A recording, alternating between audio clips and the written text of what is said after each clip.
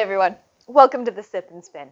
I am the Tipsy Spinster, and tonight in my glass is a drink that is as unique as the fibers that I'm going to be talking about. What I did, I took Dr. Brown's Cel-Ray soda. This is a drink that's very common on the eastern seaboard. You'll find it a lot in delis in New York, Baltimore, Philadelphia.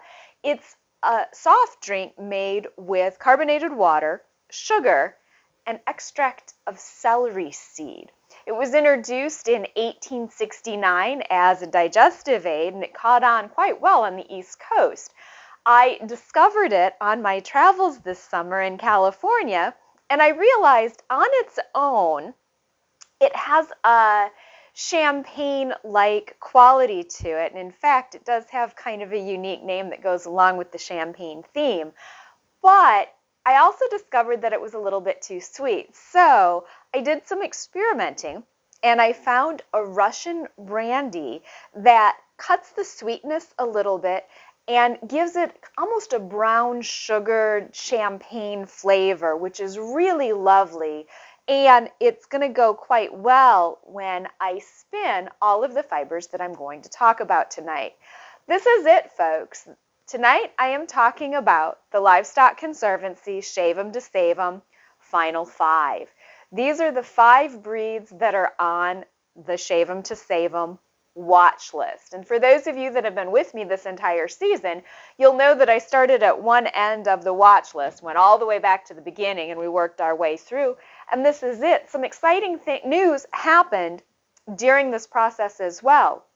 St. Croix, which was on the threatened list, has been moved to the watch list, and so that's why I'm going to include it in the watch breeds that I talk about tonight. The first 2 breeds that I'm going to talk about are Oxford and Shropshire. It's like saying Worcestershire. Oxford and hang on.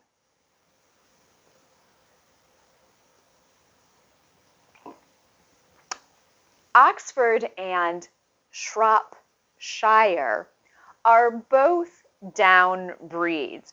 They came to the United States in the mid to late 1800s. Oxford came in the 1840s. Shropshire, I'm not saying that word anymore, followed in about 1855.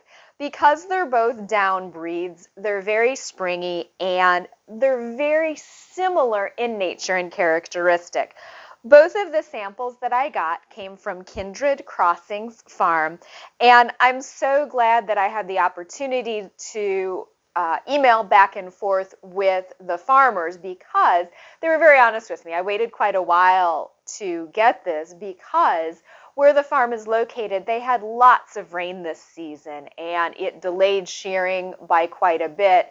And I was warned the tips on the fiber was going to be a little bit dirtier. And I'm glad I was warned of that because, as you can see, these were some very muddy sheep. But the mud, the dried mud, brushed out so easily. And as you can see, it washed up into this beautiful creamy white. It's not a white.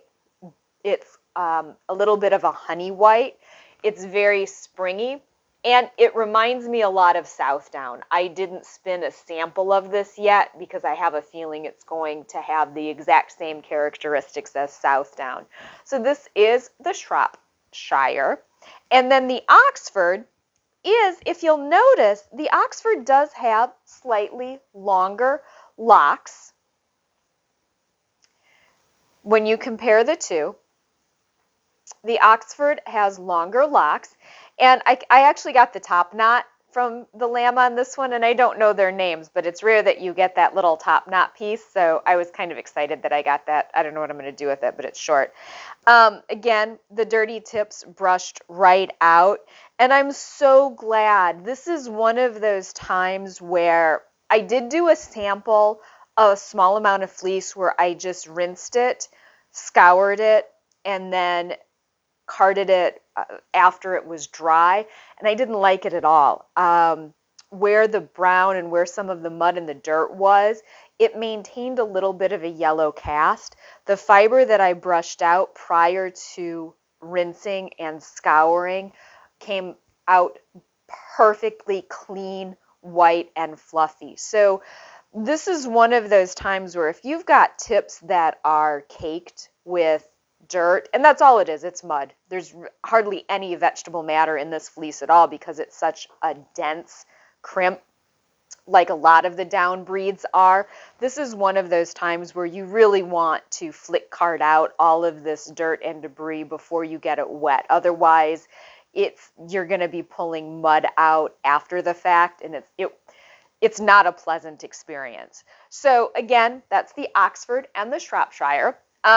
Oxford is a cross between Hampshire and Cotswold, and they're down breeds. They're very similar. Okay, that's it for that one. Now for the really exciting breeds that I want to talk about tonight. There are 3 breeds on the list that are considered hair breeds. Well, what does that mean exactly? Well, a hair breed is a breed of sheep that, in most cases, or in the cases that we see tonight, they're very resistant to heat and humidity. They come from the Caribbean. Barbadoes Blackbelly and St. Croix both come from the Caribbean region. They don't produce a fiber that is shearable. They do what is called ruing, where the fiber just sort of falls off each spring. Barbadoes Blackbelly is a beautiful color, and really, when you look at the animal, the only part that's spinnable is like this ruff. It's almost like a mane that comes down, and Wiltshire Horn is similar as well. Unfortunately, I don't have a sample of Wiltshire Horn, but after playing with the St. Croix and the Barbadoes, I'm okay with that. I would say if you are really, really a die-hard spinner and you want to get in and work with all of these breeds, there are a couple farms that sell Wiltshire Horn, St. Croix, and Barbadoes Blackbelly. The St. Croix I got from Blood, Sweat, and Food up in Alaska, which I think is hysterical. This is a sheep that's hardy in heat, humidity. It's from the Caribbean. This herd lives in Alaska. So let's take a look at St. Croix, and then we'll move into the Barbadoes Blackbelly, which is really a neat breed. So the St. Croix has a lot of different lock structures. On the sheep, it has these long locks as well as these short ones. And when you get in and really look, you can see embedded in these kemp or guard hairs, you can see some of the downy fiber, and that's actually what's spinnable. And I tried picking out, and you can see some right here. It's beautiful fiber, really. It's very, very, very soft, but in a fleece like this, pulling out this little bit of fiber that you can spin, you're going to get about 1% fiber, and the rest is going to be these really long kemp or guard hairs. I mean, it's a hair sheep, it's a hair breed. The part that I think is usable on the St. Croix are the long locks. So what I did is I bundled the locks together and washed them. And I got these beautiful hanging locks, hair, and it does. It feels like hair, almost like doll hair. And as I was looking at it, I thought, kind of reminds me of a beard, a gnome beard. And for those of you that were part of my Advent calendar last holiday season, you'll remember the gnome that I did, which, please hold, I will find it. It's a different hair sheep, but I don't remember what this is, but this is another hair breed. I believe it came from Scandinavia, and it wove in a tapestry weave really well. So for those of you that did work or have worked with the St. Croix and were wondering what to do with it, make a tapestry gnome. They're fun, they're cute. And this stuff, unless you want to spin rope, it's not usable for any kind of yarn. So St. Croix, you get these beautiful long locks that you can use for tapestry weaving, or if you want to felt gnomes, again, basically this is Santa beard or gnome beard material.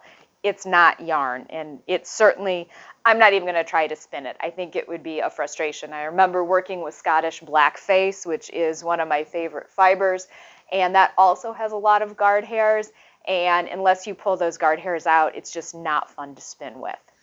Now, the breed that I'm most excited about, Barbadoes Blackbelly. Barbados has only been in the United States since the early 1900s.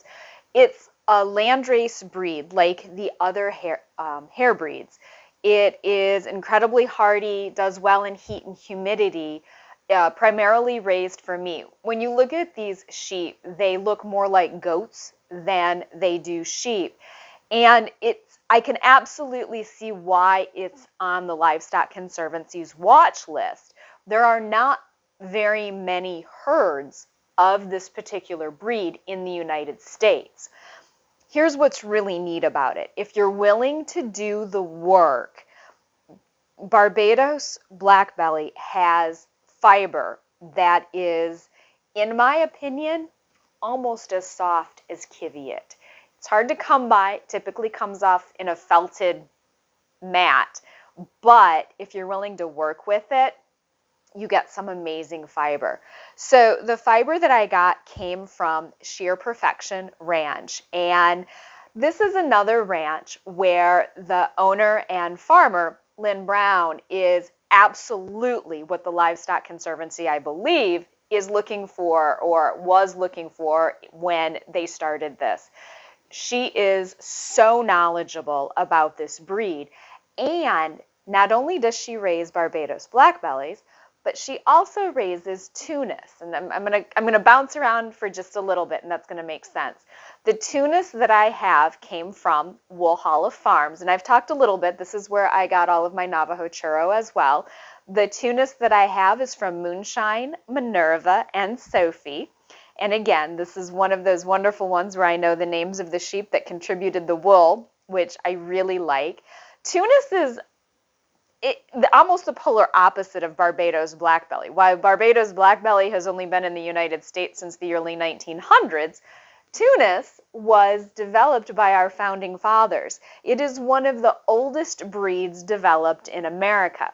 Guess what happens when you combine one of the oldest breeds, Tunis, with one of the newest breeds, Barbadoes Blackbelly? You end up with a brand new sheep, and it's one of my favorite fibers. You end up with California Red.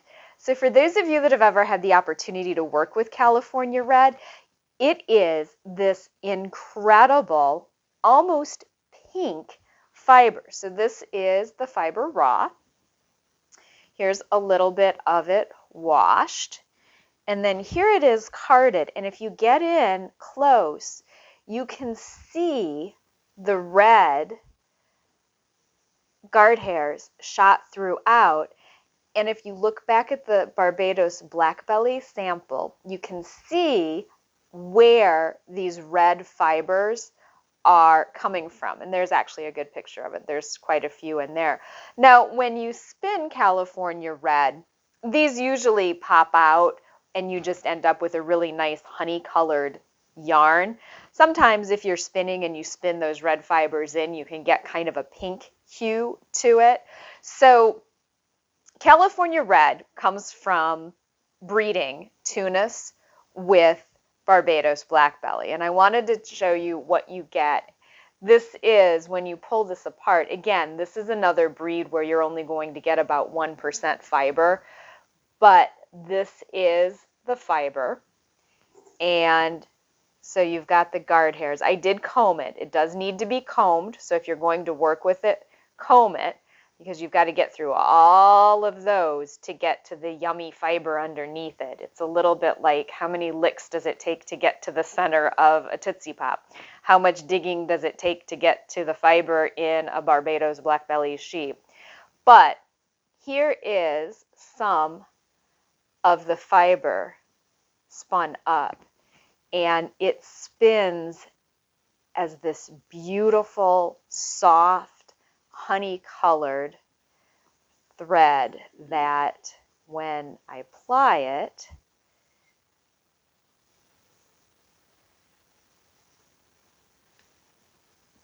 will make an absolutely stunning lace weight yarn. When I realized how well this spun, I was so excited. I emailed Lynn immediately and I said, I need more. This is my new favorite fiber now. It's a pain to work with because you're pulling out all of those Kemp hairs, but it's so incredibly soft. It's one of those things when you discover a new fiber, it's kind of like, now I want all of the fiber. So yes, send me all of the Barbadoes Blackbelly. So if you do have a chance to work with it, I would highly encourage you to get some, find some, play with it a little bit. The St. Croix, again, it's almost all Kemp hairs, so your two choices are to spin rope if you want to, which is going to be hard on your hands, and it's probably going to be hard on your wheel, or go for the locks and work it into a felting project or a tapestry project. The other breeds that I talked about, Oxford and Shropshire, which are both down breeds that are a lot like Southdown. And then Tunis, which is one of the oldest American breeds developed by our founding fathers. It's been around for a long time. They're adorable sheep too. Tunis, they have like the red face. You can really see the mix between these two breeds. And as I was thinking about it, it makes a lot of sense. I understand why the Livestock Conservancy wants these two breeds to continue to build on their own. But I also see value in the mix, and they were blended in the 1970s. California Red has only been around since the 70s. It was developed by a vet in Berkeley, California. And the California Red, I think, is the best of both breeds. It's a hardy animal, and it produces both meat and wool for spinning. It's a little bit coarser wool, but it's a lot of fun to spin. It's one of those fibers that it's just fun. So if you have the opportunity to play with it, go play with it. And realistically, that's it for the Livestock Conservancy Shave 'em to Save 'em list. This is the final 5. I am going to be taking a short break, but check back later and I will be opening with season 5 in a few short weeks. So I highly encourage you to check out the Livestock Conservancy Shave 'em to Save 'em list. If you've not already done so, passports are still available. They're only $15. Get your hands on some of these really fun fibers. Share with me what you've done with them, how you plan on working with them. As always, thank you so much for tuning in, and happy spinning.